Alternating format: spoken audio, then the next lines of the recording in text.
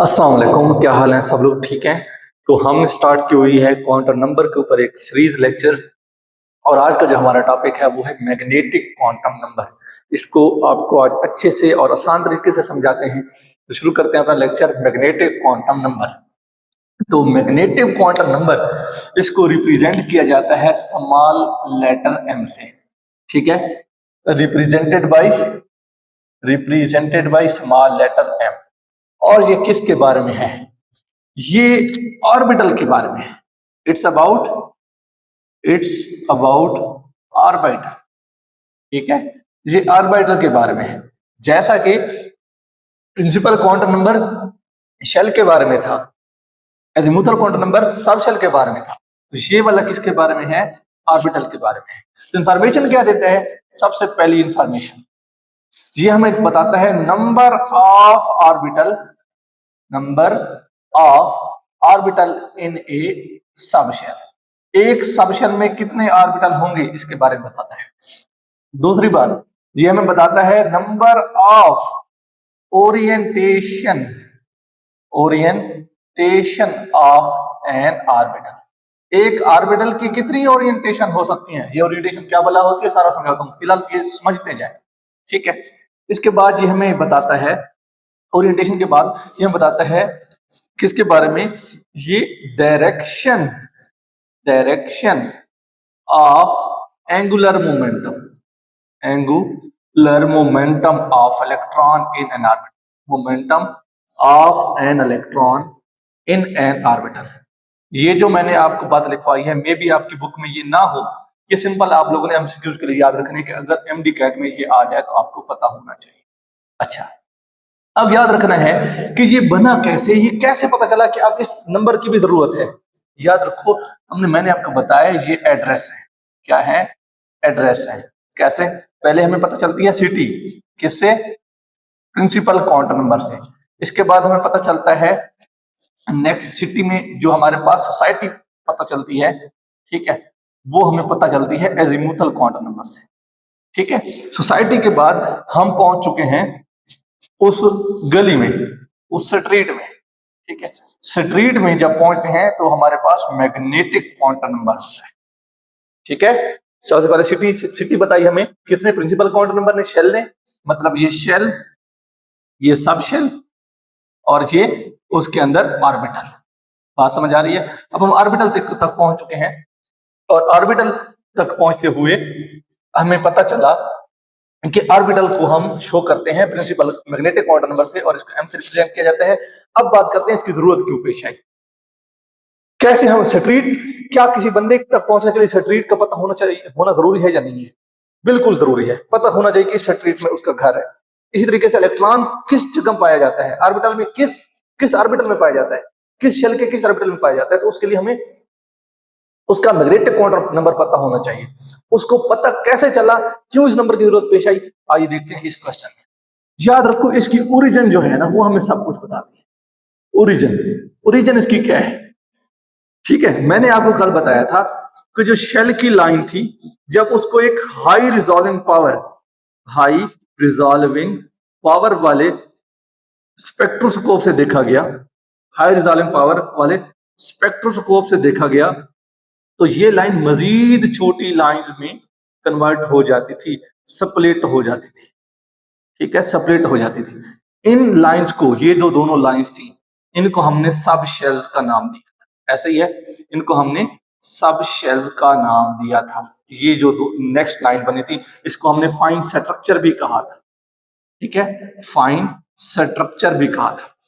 मजे की बात क्या है, ये जो दोनों लाइंस हैं, जब इनको मैग्नेटिक फील्ड के अंदर रखा गया, कहां पे रखा गया? मैग्नेटिक फील्ड के अंदर रखा गया, तो ये लाइन मजीद दो छोटी लाइन में, या मजीद लाइन में, दो नहीं हो सकती, तीन भी हो सकती हैं, चार भी हो सकती, पांच हो सकती हैं, मजीद लाइन में कन्वर्ट हुई। कभी कोई एक लाइन में, कभी कोई दो लाइन में, कोई तीन लाइन में, पांच लाइन में, कोई सात लाइन में, तो मतलब मजीद लाइन में स्प्लिट हुई। इस लाइन के स्प्लिट होने को हम कहते हैं ज़ीमैन इफेक्ट। क्या कहते हैं? ज़ीमैन इफेक्ट कहते हैं। ठीक है, अच्छा, अब याद रखो, हमने जब जो शेल वाली लाइन थी वो सेपरेट हुई, तो हमने ये देखा अच्छा शेल के अंदर सब शेल भी है। जब सब शेल को मजीद मैग्नेटिक फील्ड के अंदर रखा तो मजीद छोटी लाइन में कन्वर्ट हो गई। ऐसे नहीं हुई, जब मैग्नेटिक फील्ड के अंदर रखा हाई रिजोल्यूशन पावर से नजर नहीं आई। जब हमने मैग्नेटिक फील्ड रखा तो ये मजीद दो लाइन में कन्वर्ट हुआ, आम हालात में नहीं होता था, इसकी मौजूदगी में होती। तो फिर ये लाइन क्या है, क्यों एटॉमिक स्ट्रक्चर की जो लाइंस हैं वो सेपरेट होती हैं, इसकी रीजन क्या है, ये क्या चीज है? इस चीज को कहा गया कि जब ऊपर से मैग्नेटिक फील्ड रखते हैं, जो इलेक्ट्रॉन्स हैं वो क्या करते हैं, आपको पता है इलेक्ट्रिक और मैग्नेटिक फील्ड आपस में इंटरेक्ट करते हैं। इंटरेक्शन की वजह से वो और कुछ ना कुछ ओरिएंटेशन इख्तियार करते हैं। जो ओरिएंटेशन इख्तियार करते हैं, इधर उधर जाते हैं, फिर घूमते फिरते हैं, उसको हमने किसकी फील्ड में किस क्वांटम नंबर के में पढ़ा? हमने मैग्नेटिक क्वांटम नंबर में पढ़ा। दोबारा रिपीट कर रहा हूं कि जो ही मैग्नेटिक फील्ड में रखा तो मुख्तलिफ डायरेक्शन में, मुख्तलिफ ओरिएंटेशन में मूव किए। जिन जिन डायरेक्शन में वो मूव किए, वो क्यों मूव किए? क्योंकि मैग्नेटिक फील्ड और इलेक्ट्रॉन के ऊपर जो चार्ज है वो आपस में इंटरेक्ट करते हैं। जो इंटरेक्ट करके जिस जिस जगह वो गए, उस जगह को जानने के लिए, उस पोजीशन को जानने के लिए कौन सा आया? मैग्नेटिक क्वांटम नंबर आया। अगर ये बात समझ आ गई है तो वेल एंड गुड, नहीं आई तो समझो कि ज़ीमैन इफेक्ट को ये एक्सप्लेन करने के लिए आया मैग्नेटिक क्वांटम नंबर। अच्छा जी, आगे चलते हैं, कैसे आया? याद रखो कि आपको पता होना चाहिए ये जो मैग्नेटिक क्वांटम नंबर यानी एम है, इसको मैं अब एम लिखूंगा, इसके बाद इसको मैग्नेटिक क्वांटम नंबर नहीं लिखूंगा, मैग्नेटिक क्वांटम नंबर, ठीक है। इसकी जो वैल्यू है, इसकी जो वैल्यू है वो डिपेंड करती है, depends upon value of L यानी एजीमुथल क्वांटम नंबर। एजीमुथल पढ़ लो, एजीमुथल पढ़ लो, क्या बोला? एजीमुथल क्वांटम नंबर की वैल्यू के ऊपर डिपेंड करती है। कैसे करती है अब समझेंगे, ठीक है। अच्छा जी, अब यहां पे ये देखना कि इसकी वैल्यू निकलते कैसे। ये हमारे पास है एल, इसको क्या कहते हैं हम? एजीमुथल क्वांटम नंबर कहते हैं। इसको यहां पे एजीमुथल, ताकि आपको याद भी रहे, एजीमुथल, ठीक है, क्वांटम नंबर। ये एम, इसे हम क्या कहते हैं? मैग्नेटिक क्वांटम नंबर, ठीक है। अच्छा, मैंने क्या बोला? इसकी वैल्यू के ऊपर डिपेंड करती है। ये बात बड़ी समझने वाली है, ठीक है। अगर एल की वैल्यू होगी 0, एम की वैल्यू होगी 0, कैसे हुआ समझाता हूं, घबराना नहीं है। अगर एल की वैल्यू होगी 1, ठीक है, तो एम की वैल्यू होगी -1, 0, +1। कैसे होगी ये समझाता हूं। अब याद रखना है, इसकी वैल्यू आपने कभी 5th 6th में आपने नंबर लाइन पढ़ी होगी। नंबर लाइन 0 से शुरू होती थी, इस साइड पे -1, -2, -3, -4 होता था, इस साइड पे 0 से +1, +2, +3, +4 होता था। ऐसा ही है, इसको याद रखना है।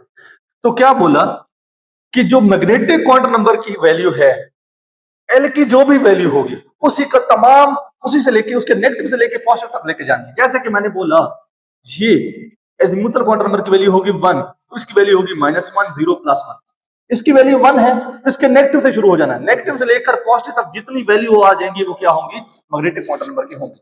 लेट के अभी देखते हैं, अगर एल की वैल्यू होगी 2, ठीक है, तो -2 से लेकर +2 तक जितनी वैल्यू आती है सारी लिखनी है। कौन सी वैल्यू? -2 से -2, -1, -0 तो माइनस हो नहीं सकता, 0, +1 और +2 तक लेके जाना। इस तरीके से अगर एल की वैल्यू होगी 3, तो कहां से शुरू करेंगे? -3, -2, -1, 0, +1, +2, +3।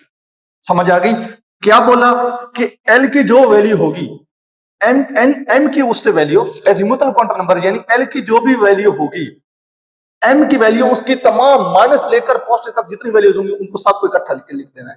इसका एक फार्मूला भी है, लेकिन मैं आपको कंसेप्चुअली समझा रहा हूं कि एल की वैल्यू जितनी भी होगी उसके नेगेटिव से पॉजिटिव तक जितनी वैल्यूज होंगी वो सारी यहां पे। अब ये देखो, एल की वैल्यू 0 होगी तो एम की वैल्यू 0 होगी। अब देखो, 0 का ना माइनस होता है ना प्लस होता है, तो सिर्फ 0 ही होता है। इस वजह से हम इसके लिए 0 तो उसके लिए सिर्फ 0, इसके लिए 1 तो उसके लिए -1, 0, +1, इसके लिए 2 तो -2, -1, 0, +1, +2, मतलब इसके नेगेटिव से शुरू होकर पॉजिटिव तक जितने वर्ड आए उसको लिख देना। हजम हो रही है बात? अच्छा, इस तरीके से अगर नेगेटिव होगा, ये 3 होगा, तो 3 से -3, -2, -1, 0, +1, +2, +3 ऐसे, ठीक है। अगर ये 4 होगा, समझाने के लिए बता रहा हूं, तो क्या होगा जी? -4, -3, -2, -1, 0 +1 +2 +3 +4। बात क्लियर हुई, समझ आ गई? बस इस तरीके से याद करना है। अब इसको मैं रेज करने लगा हूं ताकि आपको मजीद अच्छे से समझा पाऊं। अच्छा, तो ये हमारे पास कुछ इस तरीके से वैल्यूज आएंगी। अच्छा, अब चलते हैं नेक्स्ट। अब इसका मतलब क्या है, कैसे ये वैल्यू निकालना आ गई। अब देखते हैं कैसे बताता है number of orbital in shell. एक शेल में ऑर्बिटल कितने हैं कैसे बताता है, ये एक्सप्लेन करूंगा। Number of orientation of an orbital, वो कैसे पता चलता है। इसके बाद डायरेक्शन ऑफ एंगुलर मोमेंटम, वो आपको बताया है, समझाऊंगा नहीं, बस आपको बताया है। अच्छा, अब इसमें देखते हैं। याद रखो, अगर एल की वैल्यू होगी 0 तो एम की वैल्यू होगी 0। आपको पता है कैसे होगी। अब देखते हैं 0 का मतलब क्या है। अब 0 को यहाँ पे आप देखें, 0 कितनी वैल्यूज हैं, यहाँ पे कितनी वैल्यूज है। जब इसकी एल की वैल्यू होगी 1 तो इसकी वैल्यूज कितनी बननी है, 1 2 3। जब इसकी वैल्यू होगी 2 तो कितनी वैल्यूज बननी है, 2 1 2 3 4 5। 3 होगा तो 1 2 3 4 5 6 7। इसकी 7 वैल्यूज बन रही है। कितनी वैल्यूज बन रही है, 7। इसके लिए कितनी वैल्यूज बन रही है, गिनो दोबारा से, 1 2 3 4 5।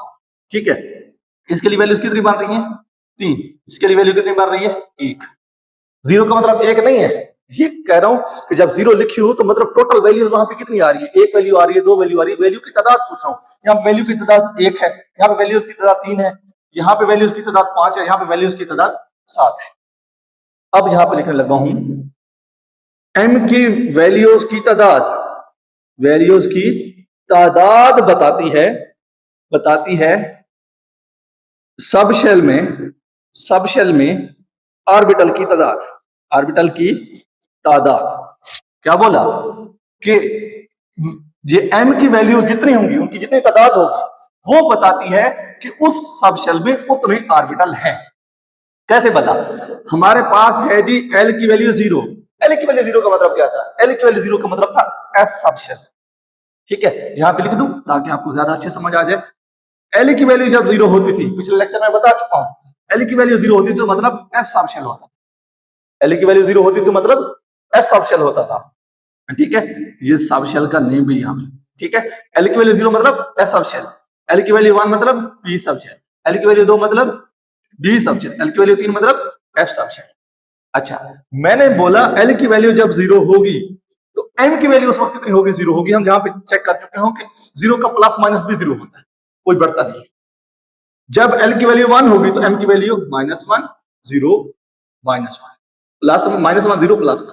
तो उस वक्त यहाँ पे इसकी वैल्यूज कितनी बनी, m की वैल्यूज बनी 3, यहाँ पे कितनी बनी 1, और इसके लिए कितने बनेगी -2 -1 0 +1 +2। तो कितनी वैल्यूज बनी शाबाश, 5 वैल्यूज बनी। इसके लिए हम देखेंगे तो हमारे पास 7 वैल्यूज बनेगी, आपने खुद निकालना ही है। अच्छा, अब देखो वैल्यूज बता क्या रही हैं, वैल्यूज बोल रही हैं, वैल्यूज यहाँ पे बोल रही है। वैल्यू क्या बोल रही है, वैल्यू ये बता रही है कि जब l की वैल्यू 0 होगी मतलब s सब शेल होगा, उसके अंदर ऑर्बिटल कितने होंगे, कितनी वैल्यू है, यहाँ पे एक वैल्यू है, इसका मतलब है इसके अंदर एक ऑर्बिटल होगा। क्या बोला, एक ऑर्बिटल होगा। अगर l की वैल्यू होगी 1 मतलब कौन सा sub shell, p sub shell. जब p सब शेल होगा उसके उस वक्त उसके अंदर कितनी m की वैल्यूज आती हैं, इस वैल्यू के हिसाब से 3 आती है, इसका मतलब इसके अंदर 3 ऑर्बिटल। क्या बोला मैंने, शाबाश, ये बोला कि l की वैल्यू 1 होगी, उसमें कितनी m की वैल्यूज बनती है, 3। इसका मतलब है 1 मतलब p में कितनी ऑर्बिटल आ सकते हैं, p सब शेल में 3 ऑर्बिटल आ सकते हैं। ठीक है, अगर l की वैल्यू होगी 2 तो इसका मतलब कौन सा sub shell, d sub shell. कौन सा sub shell, d sub shell. तो d सब शेल में l की 2 की वैल्यू के हिसाब से देखें तो कितनी m की वैल्यूज आती हैं, 5 आती हैं। इसका मतलब d सब शेल में 5 ऑर्बिटल आते हैं। बात क्लियर हुई। अच्छा, अगर हम f सब शेल में देखें जिसके लिए l की वैल्यू होती है 3, l की वैल्यू 3 का मतलब क्या है, l की वैल्यू 3 का मतलब है f सब शेल। f सब शेल है, उसके लिए टोटल m की वैल्यूज कितनी बनती है, -1 -2 -3 -2 -1 0 +1 +2 +3। गिनो, 7 बनेगी, 1 2 3 4 5 6 7। कितनी बन रही है, 7 बन रही है। इसका मतलब ये है l की वैल्यू 3 मतलब f सब शेल, तो f सब शेल होगा तो उसमें कितने ऑर्बिटल होंगे, 7 ऑर्बिटल होंगे। बात क्लियर हुई। कब, जब मैग्नेटिक फील्ड रखेंगे। आमतौर पर नहीं होंगे, आमतौर पर नजर नहीं आते, वो एक लाइन ही नजर आती है। जब मैग्नेटिक फील्ड रखते हैं रीमैन इफेक्ट में, उसके आगे इतने ऑर्बिटल बन जाते हैं, इतनी जगहों पे वो इलेक्ट्रॉन घूम जाता है, इतने इलाकों से वो घूम आता है। अच्छा जी, आप समझिए, अब बात क्या समझेंगे, मैं इसको रेज कर रहा हूं ताकि आपको समझा। इस वैल्यू को, इस बात को उर्दू में लिखना अपने पास ताकि आपको ज़हन नशीर रहे बात। एम की वैल्यूज की तादाद बताती है हमें उस सब शेल में सब शेल में ऑर्बिटल की तादाद। अब दूसरी बात, एम की वैल्यूज की तादाद बिल्कुल सेम है। एम की वैल्यूज की तादाद बताती है सब शेल में या ऑर्बिटल में, ठीक है, ऑर्बिटल या कह लो सब शेल कह लो, ठीक है, सब शेल में ओरिएंटेशन की तादाद के कितनी ओरिएंटेशन पॉसिबल होंगे, एम की जितनी तादाद होगी उतनी उस सब शेल में इलेक्ट्रॉन की ओरिएंटेशन हो सकती है। कैसे भला? मैंने बोला, यहां पे दोबारा लिख भी रहा हूं, एल की वैल्यू 0, मतलब कौन सा sub shell? S sub shell. मैं चाहता हूं आपको ये ज़हन नशीन हो जाए कि 0 का मतलब 0 नहीं होता, वो होता था मैथ के हिसाब में। 0 का मतलब हम क्या समझते हैं, एल की वैल्यू 0 मतलब एस सब शेल, एल की वैल्यू 1 मतलब पी सब शेल, एल की वैल्यू 2 मतलब डी सब शेल। डिस्कस करते हैं आगे हम।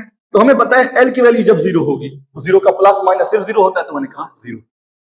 एल की वैल्यू 1 होगी तो उसका माइनस लेकर प्लस तक सारी वैल्यूज लिख दो, -1, 0, +1। तो कितनी वैल्यूज बनी शाबाश? यहाँ पे 3 वैल्यूज बनी, यहाँ पे 1 वैल्यूज बनी। अगर डी की वैल्यू मतलब एल की वैल्यू 2 होगी तो मतलब कौन सा सब शेल? डी सब शेल। तो इसमें एम की वैल्यूज निकालो शाबाश, जाएगी -2, -1, 0, +1, +2।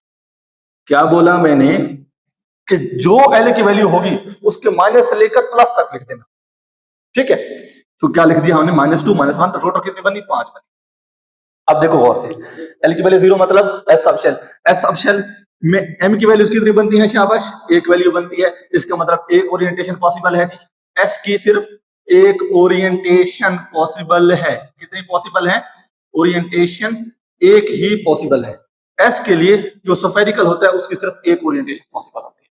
अच्छा जी, उसके बाद आते हैं पी में, ठीक है। तो पी में डिस्कस करते हैं, पी में कैसे होगा। अगर हमारे पास पी ऑर्बिटल होगा, जिसको हम कहते हैं ये डम्बेल होता है ऐसे, ठीक है, तो इसके कितनी ओरिएंटेशन पॉसिबल होंगी? 3।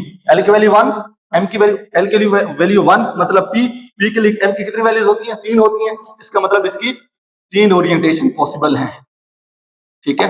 एक ये वाली, एक ये वाली हो गई और एक ये वाली है, ठीक है। ये समझो पी वाई है, ये पी एक्स है और ये पी जी है, ठीक है।